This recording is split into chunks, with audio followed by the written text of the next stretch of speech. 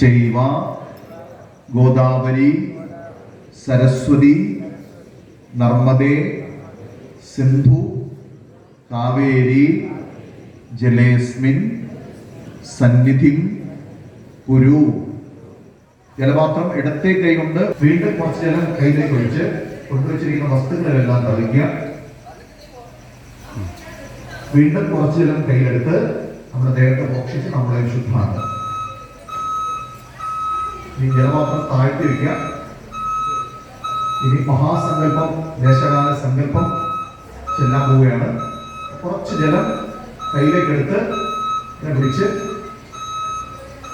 ഞാൻ പറയുന്ന മന്ത്രം പ്രവർത്തമാനസ്യ ആദ്യ ബ്രഹ്മണ ദ്വിതീയ പരാർത്ഥേ ശ്വേത വരാഹകൽപേ വൈവസ്വത മന്വന്തരേ അഷ്ടാവിംശതി തമേ കലിയുഗേ പ്രഥമ പാദേ ജംബുദ്വീപേ